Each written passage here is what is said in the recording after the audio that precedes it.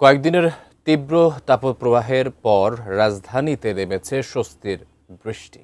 তবে বৃষ্টির কারণে সড়কপথে ঈদে ঘরমুখো মানুষের ঈদযাত্রায় কিছুটা ভোগান্তি হয়েছে। এর সঙ্গে বিভিন্ন রুটে অতিরিক্ত ভাড়া আদায় আর পরিবহন সংকটের অভিযোগ অস্বস্তিকে আরও বাড়িয়েছে। সকালের শুরুটা আলো ঝলমলে হলেও দুপুর নাগাদ হঠাৎই ঝড়ো হওয়ায় সব পাল্টে যায়। শুরু হয় মুষলধারে বৃষ্টি। সড়ক পথে স্বস্তির ঈদযাত্রায় হঠাৎ ছন্দপতন। রাজধানীর সায়দাবাদ বাস টার্মিনাল থেকে দক্ষিণাঞ্চলের ২১ জেলাসহ দেশের বিভিন্ন গন্তব্যে বাস চলে। সোমবার সকাল থেকেই এখানে ঘরমুখো যাত্রীদের চাপ দেখা যায়।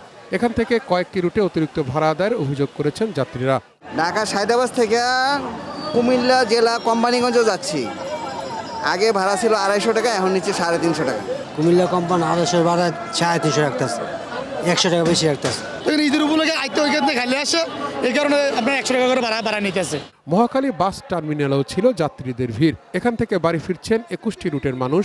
এই টার্মিনাল থেকে অতিরিক্ত ভাড়া আদায়ের পাশাপাশি বাসের স্বল্পতার অভিযোগ করেছেন যাত্রীরা। গাড়ির তুলনামূলক কম, কিন্তু যাত্রী বেশি, যাত্রী ওনার টিকিট দিয়ে পাচ্ছে না, গাড়ি কম।